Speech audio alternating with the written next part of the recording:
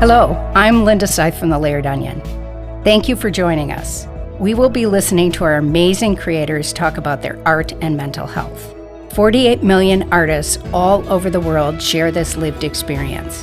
The Layered Onion was formed to create a supportive community, allowing the creators to focus on their art, bringing their work from the shadows to receive the recognition and opportunities they deserve.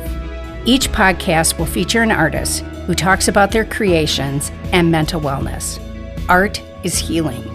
We hope these discussions will inspire you to appreciate the stories behind the creations and, more importantly, inspire your inner creator. Together, we can tackle the stigma surrounding mental health. Hello, how are you? I'm doing really good. So excited you're here. Could you introduce yourself for our audience? Yes, my name is Ifasina Clear. I use they, them pronouns. All right. Well, maybe you could tell us a little bit about yourself, sort of, your background and, just a bit about yourself. Sure. I am a big-bodied, plus size. Some people use that language. Chronically ill, disabled dancer and embodiment practitioner. I'm also a priest in training in the Ifa tradition. And I am a Southern genderqueer weirdo who goes back and forth between really honoring the fact that I have ADHD and trying to find all the things that help with it and complex PTSD and all of that around my mental health. And then I go there and then I go, I am a magical, wonderful, not here in this earth, kind of a little bit of an alien, forget all that crap. As someone who goes back and forth between those two schools of thought.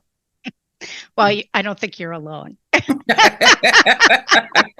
I'd say. So I would love to hear about your dance practice because I know you started at a very young age. Yeah. So maybe you could talk about that. Yeah. So I started dancing performatively at 8. And wow. I know a lot of us do, right? A lot of us are in school recitals and stuff like that. But I actually joined a dance troupe that was connected to my school, but that was actually a project of one of the teachers. And so she was teaching outside of the school system. And we would perform in community events. And so it was kind of my first kind of introduction to dance that wasn't just for the sake of learning the skills, but that was actually about performing and putting together a story and that kind of thing. This is a very slim-bodied, very ballet-bodied, dark-skinned Black woman in Dallas, where I grew up. And that started at 8 years old. And other teachers or community members would do something similar. They pull me in some sort of outside project. And I ended up being in a music video one time. I think I was 10 or 11 years old. And I remember us out at night, late at night, recording in front of the Bank of America building. And these are all things that I haven't seen since, but I remember these experiences at 8 and 10 years old. And I just kept performing and dancing and joining every dance thing that I could throughout my childhood into my teen years. And eventually got to a point to where I thought that I believed that I had sized out of dancing. And that's a complicated thing to think about because I think I had sized out of performing, right? Out of people wanting to see me on stage and bringing me into their projects. When I hit around 20, I was about a size 20, somewhere between 250 to 300 pounds. And I wasn't getting the same energy and attention, but I was still dancing. And sometimes I have to remind myself that as a queer young person in the South, anytime I stepped in a club, I was still dancing. And as I found spiritual spaces that were affirming, I would dance. And simultaneously, as I was growing up dancing, I also discovered teaching at 15. And so my second summer job was as a dance teacher for a church in Dallas. And it didn't start out that way. I think it started out as a summer enrichment program, but my skill was dance. And so that they were like, well, teach the girls a routine for the, for the event this summer. And I was like, cool. And that other kind of, oh, and you also like teaching it and you're actually good at it. And so I kept doing that as well. I specifically taught in the church sector. So I taught a lot of praise dance and liturgical and spiritual dance classes for young people from 15 until now. So that's kind of those trajectories are slightly right next to each other up to my life now. So was most of the tradition, it sounded like the first teacher you had was more in the ballet tradition. Yes. And did you find that you kind of went more as the storytelling to a more of a modern dance, or what is the type of dance that you find you love the most? So I was trained in modern jazz and hip hop. Those are the three that I, as young as 8 got trained in. And as I got older, I started getting interested, honestly, in liturgical dance and spiritual dance, because it melded like improv, feeling the music and letting that make me move, along with deep conviction, which was something that I've always been a deep person. So it's not a surprise to me that I'm a priest, right? And so like as a young person, the depth and the expressing of that depth, that I took that on really early. And so liturgical dance, it allows you to hold all of that, the depth, the self-expression, the creative aspect, the improv. I don't know what I'm going to do because I'm just kind of feeling the song, but also the skill and the techniques that have come from hip hop and modern and jazz, as well as I pull a lot from West African dance.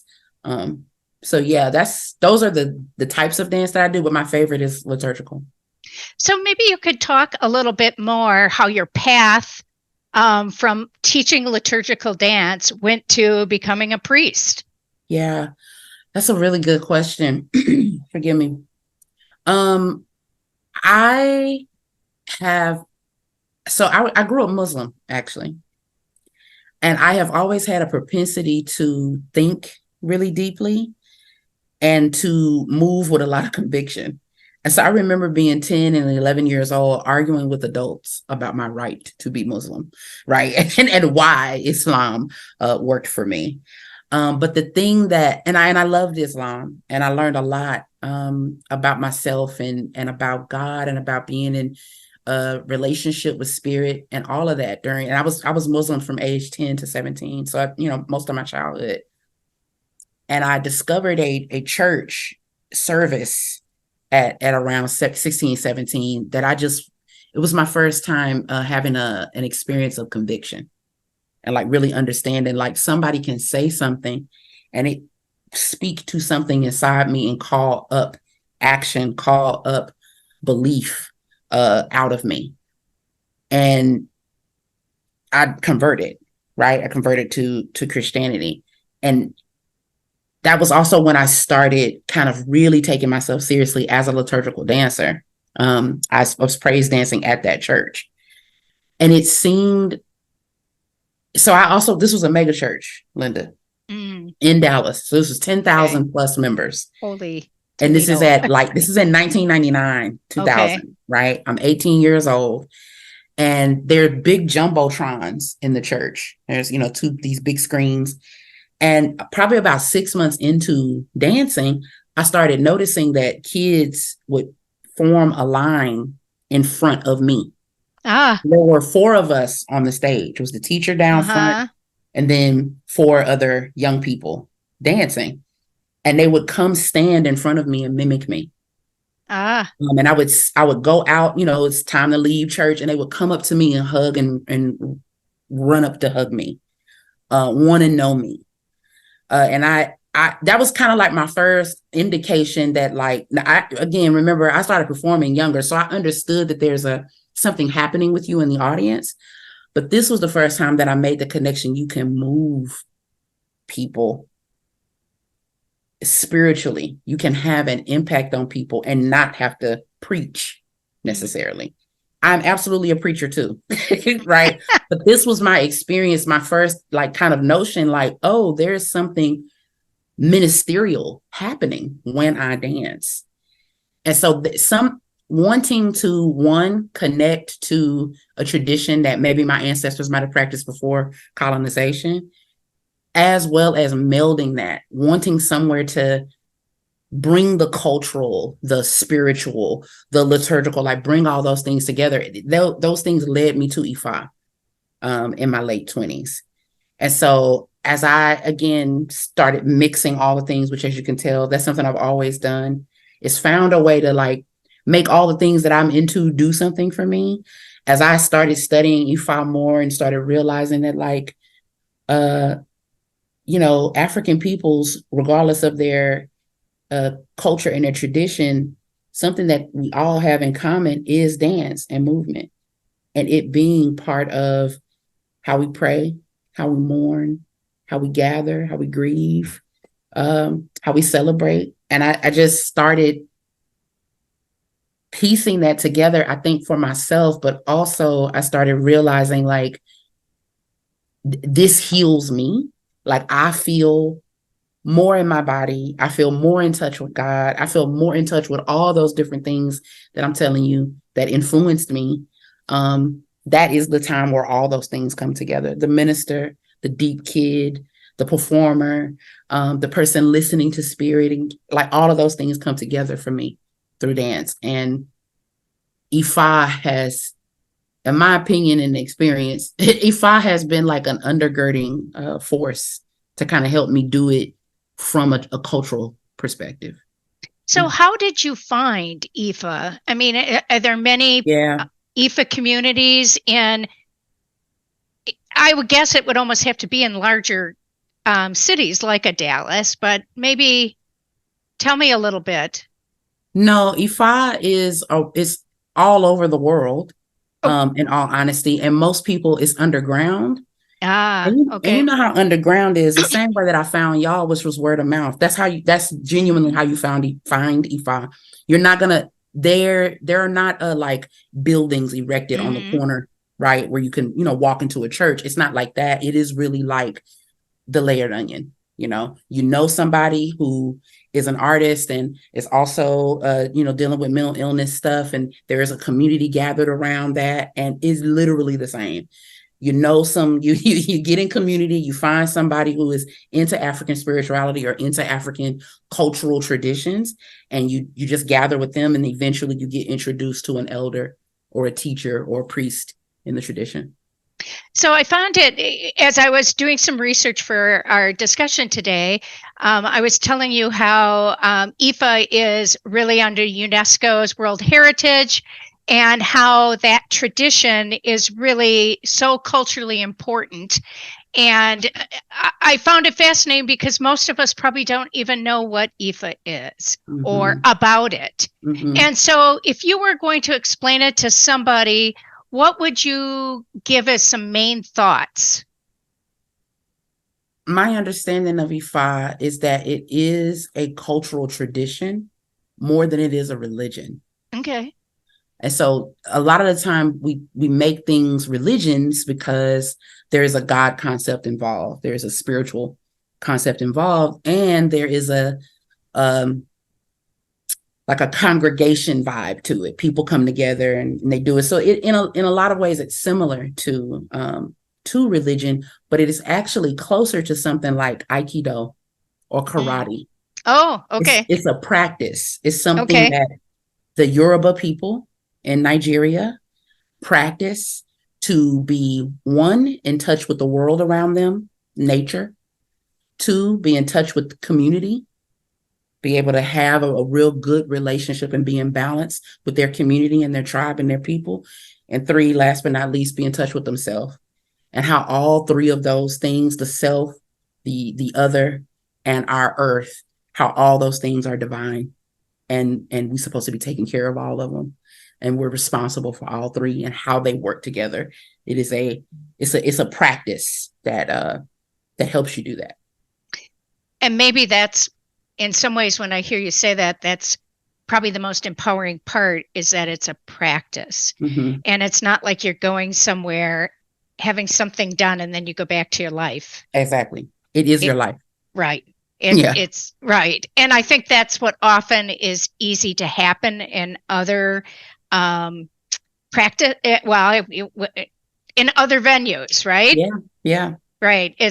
And so that's really interesting.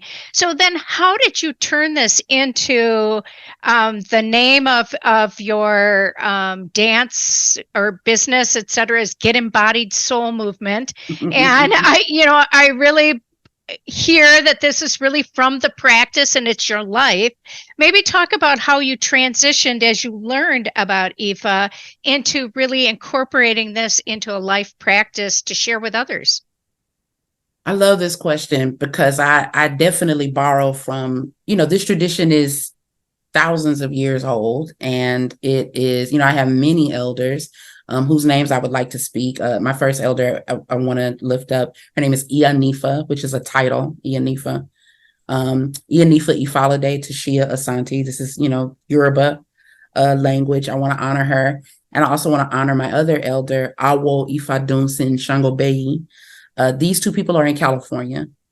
And so they are my initiators. So there is an aspect of this tradition that, again, when you're doing the self work, you go through what people call initiations. You go through trials, you go through rituals. You do ritual, and you do teaching and learning, and you decide to walk a path in a particular way, right?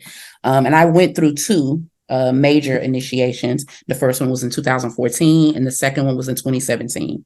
2017, that one is kind of like the major one. And it requires you to go through 7 days of ritual initiation practices that, of course, are cultural and secret. And then you come out and you spend a year in reflection. And what you do when you go through this particular initiation is you decide to get yourself in alignment with why you came here. All right. What did you come? You came to this earth to do something. Each incarnation is unique and beautiful, and it came here to do something. What did you come to do, and how do you go about doing it? And so when you make that conscious choice, you start putting your life in alignment, in accordance, and you spend the rest of your life doing it. Mm-hmm. So for some people, when you think about a priest, you think about, I think about Buddhist priest a lot of the time. It's like a similar commitment, right? To get on a path and live a particular way. It's just in Ifa, it's a lot more secular. So I still go to work every day. I still, I still have friends and hang out, but there is a way that I live my life in an attempt to be in alignment with why I came. And I think that teacher is a big piece of why I'm here. And I feel I have it on good authority that dancer is, right? Mm-hmm. I've been dancing as long as I have, and I've been teaching as long as I have. That must be why, right? And this is a thing that happens a lot for those of us that come back to a tradition like this. We really come in touch with the reality that had we been allowed to have access to this medicine, to this tradition earlier on, somebody would have done what I did in 2017 when I was 8. Right? That somebody would have, in the tradition, would have found 8-year-old me and cultivated this in me. It's no secret. When I look at my initiation in 2017, it confirms what I'm telling you, right? That I am a dancer and I am a teacher. And those are the two things that I'm here to do. And so the more that I started believing that and understanding that, and then started mirroring this concept of practice, right? That you are what you do. Mm-hmm. Right? And you are what you do over and over. So, the habit of getting up and praying every day, or doing some sort of Tai Chi practice or something like that every day, those things become a part of you. And I, as much as I respect and honor Tai Chi and even yoga, they're both cultural traditions that do something for me, but that made me feel like, but it's something else that right? And so I had to do the kind of personal work to be like, dance is that for me. What people get out of Tai Chi, I get out of dance. I bet you I'm not the only one. So I started doing that work and realized that I wanted to create a practice that lifted up exactly what I'm saying. I wanted to be explicit, right? So if I do a certain move, what does that move give me? What does it help me practice? And I started naming certain moves. A lot of them are Afrobeat and West African inspired, and some of them are liturgical, but I'll name the move, a concept, and then teach a person how to embody that concept. And what it has done for me, specifically in my life, is, so I have a move called I Got Me. That's the name of the move. And I've seen this done I've gone to like West African dance classes and seen this dance move done. But when I do it, I got me, bring my hand across my chest and really do it and say that to myself, I start to believe it. I start believing that I got me and that I can take care of me and that I am my own, right? And it came together like that, Linda, like really realizing that a lot of the concepts that I've seen outside myself, it's in dance. It's, you know what I mean? And it's in what I'm already doing. And I just started saying it out loud and creating, for lack of a better way to put it, a practice and some curriculum around it. So I love the idea that I have to go back to it. These kids, you were like a Pied Piper for these kids.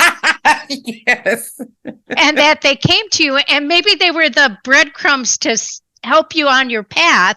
Absolutely. Of thinking. But as you think about your gift and your gift in dance and your gift in teaching, I think for so many people, there's this shyness that comes with movement and feeling like they might be judged. And how do you help people let that go? Ooh, this is such a good question. You were right inside of it. So I taught a class yesterday here in Durham. And I've only been in Durham for like 3 years now. So this is my first, and this has been mostly a pandemic. So this is my first time teaching in person. And we were masked, many of us were masked. But the first thing because I have like kind of how to be in my dance space, right? The first thing I say is release performance. You cannot do embodiment work performing. Because you are going to slip into inauthenticity. Right. And so the more that you can release performance and get into your authentic self, the less that the shy matters or that you try to push the shy away. So what I saw yesterday or Saturday was about 15 people, and I could tell who was shy, not because they weren't dancing, but because how they were dancing. Right. And really encouraging that and affirming that. Saying the person with the smaller moves is doing just as much as the person with the bigger moves. The person who's kind of in the back hiding and moving with less intensity is just as beautiful as the person moving with the most intensity. And I spend time in the room affirming all of them and then encouraging them to affirm each other. And I think the more we do it, again, repetition, we do it over and over and over. The shy person might come out of some of that, but oftentimes the shy person accepts that about themselves. And they allow themselves to dance a little, to kind of sit, to maybe snap their fingers, and to do it with joy instead of with shame. Oh, I feel like I could talk to you for a really long time. Because I have all sorts of questions, and maybe we're going to have to schedule another time together. But I want to go a little bit to the tie between dance and mental health, and how movement and dance can be so beneficial as we deal with things that, can be a burden for us. Absolutely. Or a challenge, whatever word we want to use. Linda, I've had people come to my class who've said, I did the thing we did in class yesterday while I was sitting in the doctor's office waiting to be seen because I was so nervous about the appointment, but I did the I Got Me, or I did the whatever dance, that they experienced and they felt fortified. I think we have to give. I don't even want to say give. I think we have to remember that we need things that help us be real with ourselves and be able to manage the stuff that we're dealing with in life. Like I said at the beginning, I'm chronically ill, and I sometimes struggle to say that out loud because it's one of those things of like, I don't want to be like over and over and over affirming that I'm chronically ill. But the truth is I definitely have an autoimmune disorder, and I'm pretty severely asthmatic, if you can believe it, as somebody who's been dancing all my life. But I've pushed past a lot of my limitations and called it brilliance, right? Called it fierceness, called it strength. I don't know if I caused the autoimmune disorder, and I don't even want to get into blaming myself. But I will say what I've learned now is that I have to not do half of the stuff that I was doing in my 20s and 30s. Mm-hmm. Like I cannot push myself past. If something hurts, I have to stop. If I'm struggling to breathe, I have to sit down. Right. If Mm-hmm. there's inflammation in my body, I have to take care of that. And that was not always easy for me. Conversely, dance has done that for me with my mental health as well. That if I don't feel like I want to open up my arms and lift them up to spirit all the way, but what I really feel is to have my hands kind of down in front of my chest, that's real for me, that I have to actually honor that. And the more that I taught myself to honor on the kind of physical side, the more that it started shifting into the mental and emotional. I am considering medication for ADHD for the first time in my life. Now, I've only been diagnosed with ADHD since about 2020, but I've had other mental health diagnoses and I refuse to take medication for it because I just was like, no, I don't need to depend on, I don't need support. And I feel like as I've gotten older, but also as I have gotten more practiced at a kind of dance that says, what's your truth? What's really going on? What's your limit? How high can you jump? How low can you get? That has really made me like ask myself those questions to where now I'm like, okay, maybe I do need some support. Maybe it's not the worst thing in the world. And that's making a decision for myself as far as medication is concerned. What it does for me on a regular basis as far as like moving through pain or even grief, that's a whole other thing, because I have definitely cried while dancing. It's not always joyful movement. Sometimes I am moving feelings and emotions through my body. This is the thing about the African tradition that I'm talking about that I feel like is a little bit unique, because a lot of the time when people think of dancing, they only think of joy, that you do a little ditty because you feel good. But there's a lot about African tradition that says that dance is the way to communicate. And so you're communicating all kinds of things. And so I definitely use dance and this practice specifically to do that. I love that. I love that dance is a way to communicate, because, I think most of us will easily admit music is a way to communicate. But I think dance is very accessible for everyone. Yes. And what a wonderful gift to teach people to communicate that way. That's I'm going to listen. I think about it differently. I am, because I always, I listen to music all the time, and I think, wow, and anytime I sing, everybody around my house, they cover their ears. You can't carry a tune, yada, yada, yada. But once again, you're communicating. That's right. And having dance be a way to communicate, I think that's a lovely, lovely thought. Well, I just cannot believe the time went back so fast, but I do have a question I just want to ask you, and I'm not going to pick 8-year-old you, but I'm going to pick 10-year-old. So you've had a couple of years of dance under your belt. What advice would you give 10-year-old Ifasina?